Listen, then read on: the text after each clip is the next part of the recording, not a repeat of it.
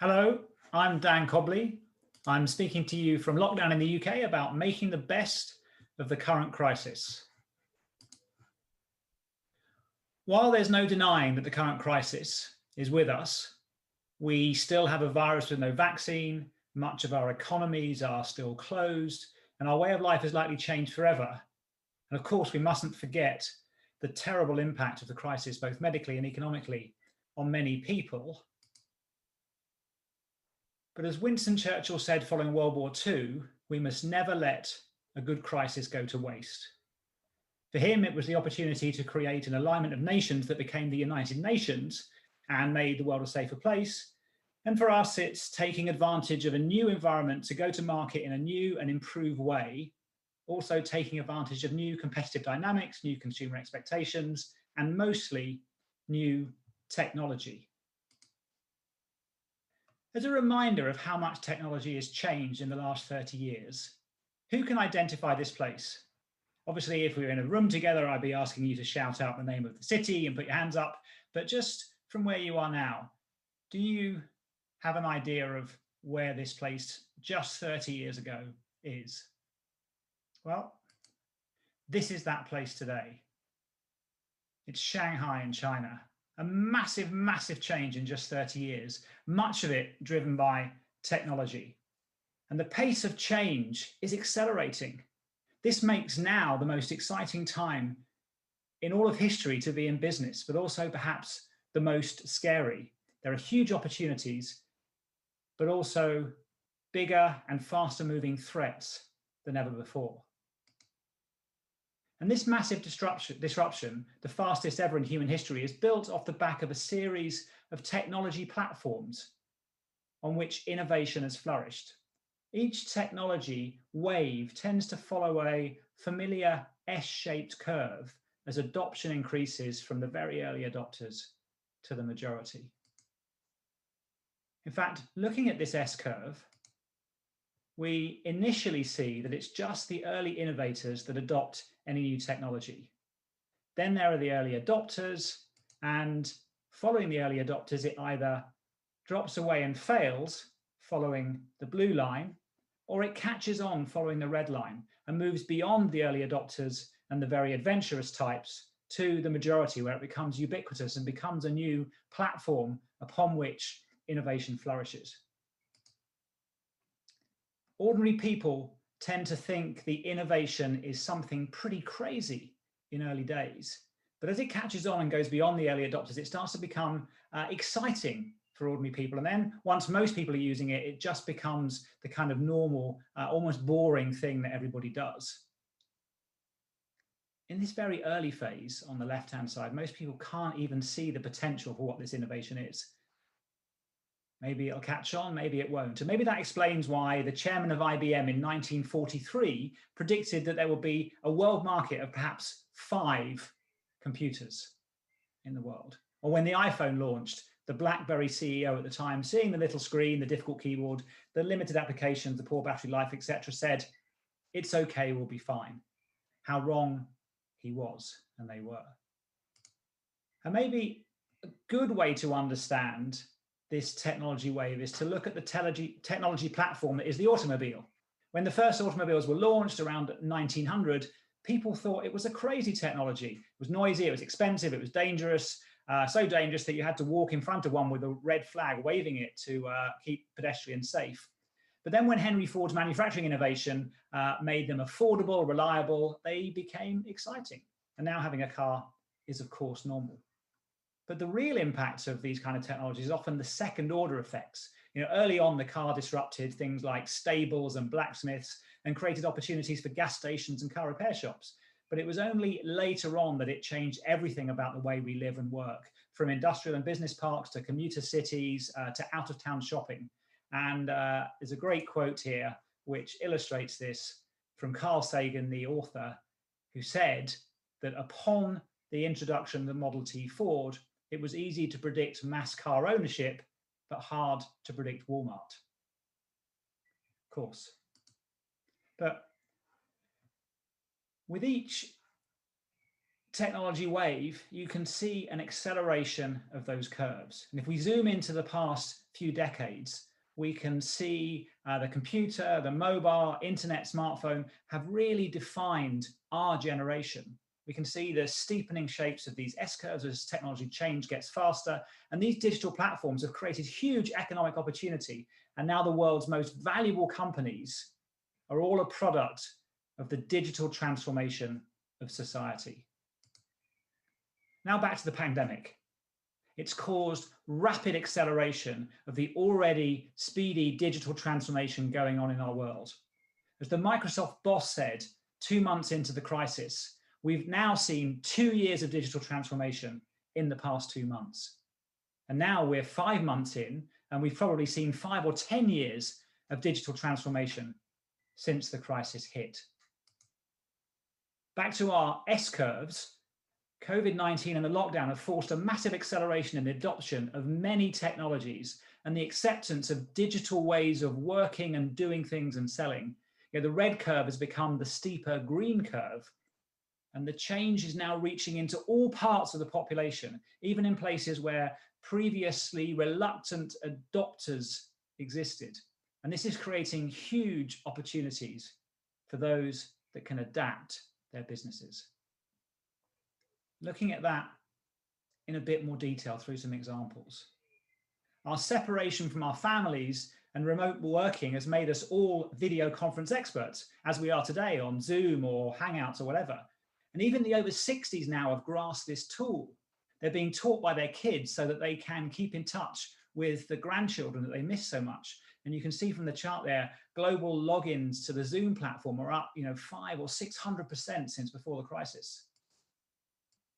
And the closure of stores and the fear of proximity among the more vulnerable has made us all jump onto e-commerce. You can see from this chart, not 5, but 10 years of growth in just a few months, with the over 50s, the fastest growing demographic of all online shoppers worldwide from March into April. In the UK, the over 65 spent 94% more on home deliveries this April than they did the same time last year. And you can see in all these charts, there's a little flag in the corner. I've tried to pick data points from multiple markets, and the flag will indicate which country I'm talking about.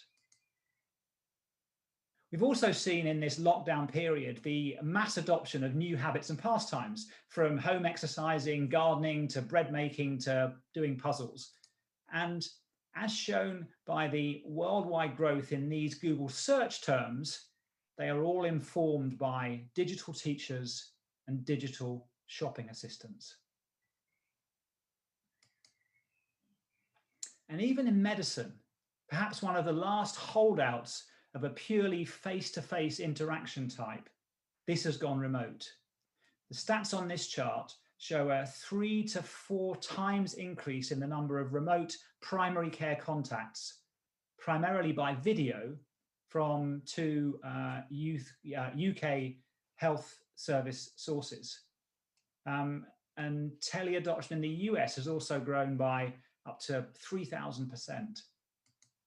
If we go to France here, in France, the use of a remote medical consultation app called Doctolib, perhaps the leading app of its kind, has gone from 1,000 consultations a day to 100,000 a day during the pandemic. But more interestingly, at the bottom of the box there, the vast majority of those patients and doctors say they would like to keep doing things like this, doing remote consultations, even when the lockdown is released. My sister actually is a nurse in a general practice in Southern England, and they are getting vast efficiency gains by screening patients via web form and video. And then there's an app called Accurix, or a service called Accurix in the UK that helps GPs communicate with their patients. In March, it was used by 50% of GPs or general practice doctors. Now it's 90%. So this adoption of telehealth is vast. And consumer surveys show that there's also been huge growth in the use of online fitness and personal health solutions since the pandemic. You can see this data from across France, Germany, and the UK. And most people, as you see from the bottom of the chart, have said they intend to keep using these kind of apps even when the crisis has passed. And it's worth noting that even in the B2B world, e-commerce sales have shot up, increasing by 20%. That's perhaps 5 years of growth in the past months across the entire world, and certainly so in Europe.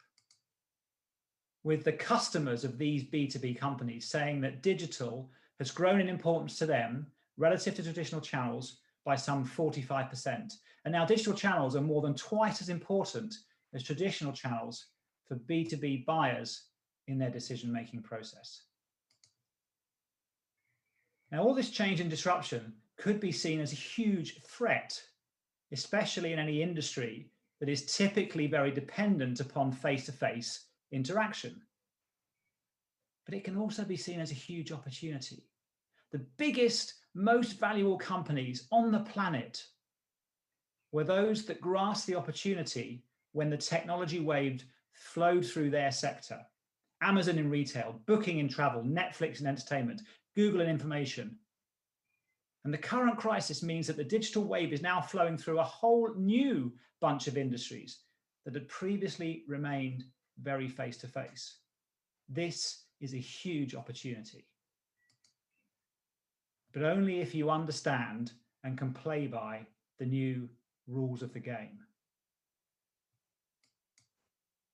So now I want to talk a bit about some of the rules of the game for winning in an increasingly digital world.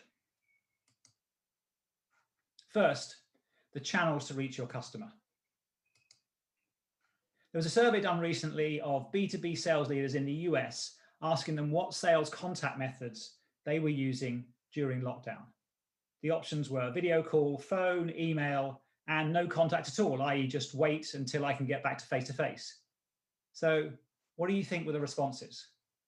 Just take a minute to think which you assume was the most prevalent. Well, it turns out that video conference, Zoom, Teams, Google Meet was by far the leading channel, with phone and email also very important. And importantly, almost no one just waiting for the crisis to pass so they could get back to their traditional face-to-face channels. There's a rare opportunity now also. You can get into people's diaries. I found it possible to have B2B sales conversations recently with people who'd never previously had the space in their diaries for such a meeting. You try meeting the store manager while the store is open. That's pretty tough.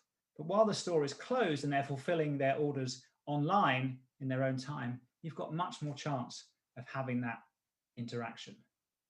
But learn how to use these channels. Of course, people are spending more time online during the lockdown, using social networks both personally and professionally. So you should figure out which social channels your buyers are using as part of their professional process and connect with them there. Increasingly important. And then most obviously, your website is going to be working much harder for you than ever before. So make sure that it's fit for purpose. It needs to be up to date. It needs to have COVID relevant content. It needs to be fast. And most crucially, it needs to be mobile optimized.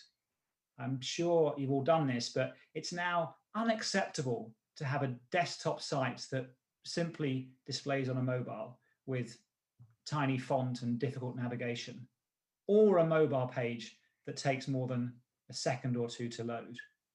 Really focus on optimizing that. Now, your assets, the things that you need to create and maintain in order to support your increasingly digital customer and their buying process. Well, along with video conferencing, video consumption is also exploding. So you need to have video assets, company videos, product videos, customer testimonials, and videos showing you as a real human salesperson. They don't need to be expensive and high production. Sometimes a simple face-to-camera video can be very authentic and very trust-building. Testimonial videos particularly can do a great job in building trust, with the most powerful ones in a B2B setting are often where you have your customer and your customer's customer both saying how your solution has helped them and help improve their lives. So if you've got a happy customer and you're in a face-to-face situation, then think about whipping out your phone and just getting a short recording of them saying how happy they are, and maybe post it on your LinkedIn profile, or better still, get them to post it and then you share it on. Video is shared 20 times more than text on LinkedIn. I mean, it's great for sharing, it's interesting, it's formative, it's entertaining, and it's easier to consume. And actually, Google's research recently said that 70% of B2B customers will watch a video on their path to purchase, and commented on how video can really help your SEO or search engine optimization to make sure your site can be found by your prospects.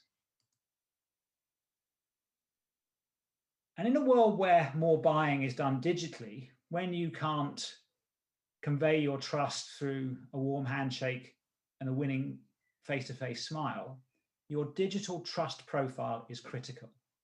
92% of B2B buyers are more likely to purchase after reading a trusted review, and 85% of buyers say they trust online reviews as much as personal recommendations. And you need to work to engage with happy customers to build out your customer reviews. We all know that unhappy customers will always post a review, sadly, but happy ones need to be prompted, so put the work in. And especially in B2B, where reviewers can be identified by name often and might even be known by your other prospects, the impact of positive reviews can be really, really huge. So get your reviews out there. And don't be afraid by the occasional negative or critical review, particularly if it's clarifying what your solution is not so good for. It just adds credibility and helps people believe in the positive. And then think about building out your social proof. Sonova does a really good job at this with their LinkedIn profile. But what about your own personal profiles? Especially when they can't meet you physically and see the whites of your eyes, a buyer will try to get to know you through your LinkedIn profile, often before taking the video meeting you set up. Does your profile say, this person has credibility? People I respect are linked to this person. I should trust this person. I'd be happy to buy from this person. Look at your LinkedIn profile or whatever professional network profile is relevant to you through that lens and update it.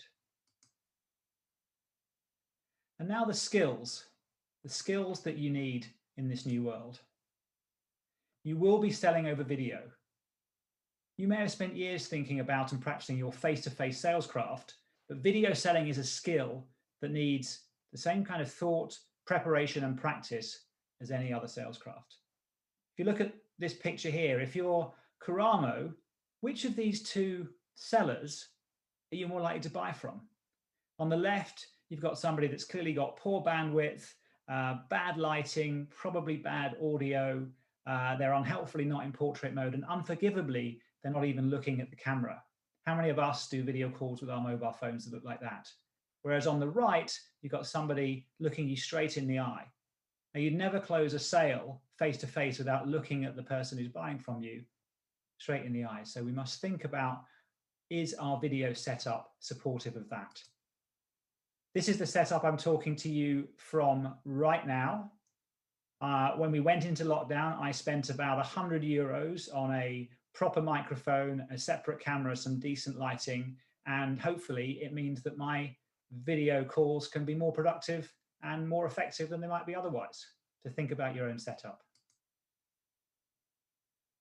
And you're inevitably going to do more email outreach and other electronic comms like that. So learn how to use things like templates and personalized copy and so on to make that work.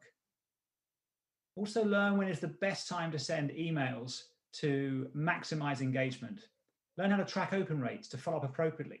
These kind of things will hugely improve your efficiency, help your effectiveness, and show how professionally you can show up. And then, of course, don't forget the evergreen skills of just being a good salesman or a saleswoman. Apply them to your digital content and engagements.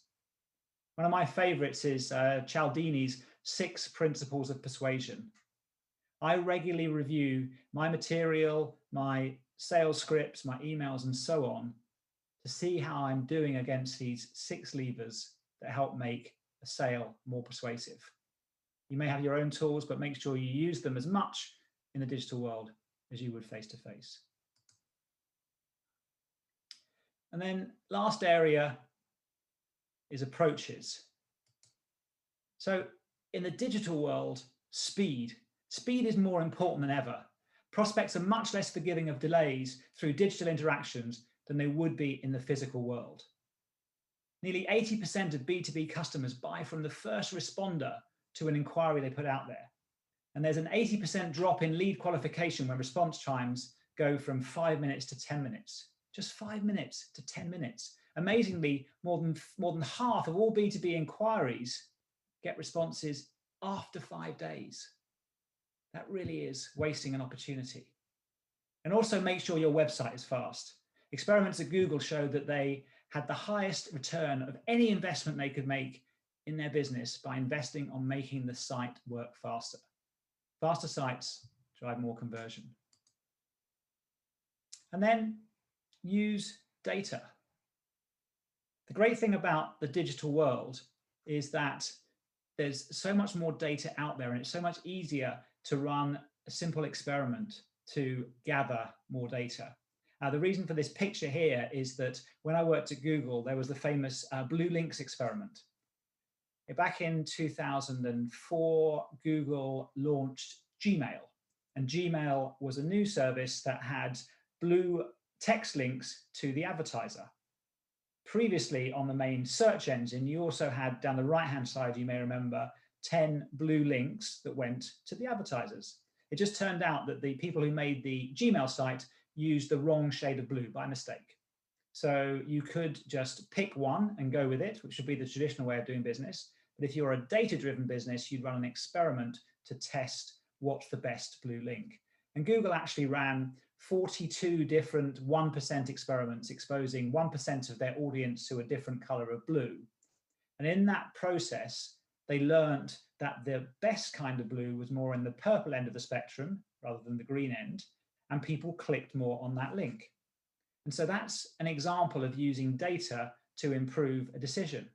Now, it turned out that was a really valuable thing to do because the new blue link was preferred by and therefore clicked on more by customers than the old one, to the tune of generating an additional $200 million a year of revenue for the company.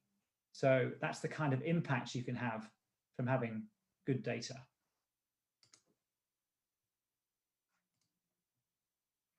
And this gathering of blue links data involved running a series of tests or experiments, as I said. So how many tests do you think Google now runs on all its infrastructure on a typical day? So different things that they put out there to evaluate how they work. Do you think it's A, B, or C? 550,000 or 500,000? Well, or 5 million, excuse me. Well, the answer was a bit of a trick. 500 million different tests are done every day on Google's infrastructure.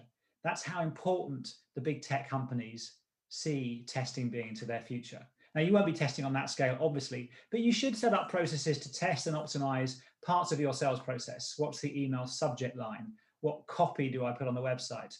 What time is it best to post on LinkedIn to get interaction? Learn what's best for you through experimentation. And then lastly, don't forget your sales craft, your sales processes and disciplines. They'll be different now, but you still need to have a process and follow it rigorously. So I hope you all agree that all of the stuff I've talked about in terms of the new way of working in the digital world, none of it's rocket science. It's just a modified way of working driven by changes that were happening anyway, but that the COVID crisis has brought forward. And the good news is that not many organizations will be thinking about this, or they will not or cannot adapt. So if you can, then you can win. And on top of that, there are two other things that will really, really help. One, it's now much cheaper to reach your customers than before. You can see here the delta, but 80% of multinational organizations have paused their campaigns, their marketing campaigns. In the UK, media spend is forecast to be down 17% across the whole of 2020. And as you can see again from this chart, nearly 2/3 of B2B companies have significantly reduced their advertising and marketing spend since the crisis. If you couple that with the higher media consumption that people are engaged with while they're spending more time at home, less time commuting and so on, then the cost to reach your audience is way down. In digital, in fact, display costs per 1,000 impressions is down about 30% worldwide on pre-COVID levels. And then lastly, plus the fact that, except for those who have been personally impacted by the crisis, everyone else is saving money. They're not spending money on commuting or clothes or meals out or holidays or Friday beers at the pub. And all that money is being saved. And the saving rate across all markets is at historic highs. This chart shows US personal savings rates up at more than double the levels they were pre-crisis.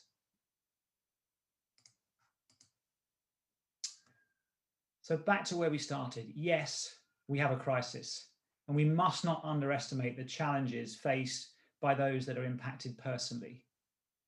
But for us also, it's a crisis where media is cheap, competitive activity is low, B2B customers are available like never before, the end consumer has more disposable money, and the tools to win, the digital engagement tools, are those that, with a bit of effort, we can master.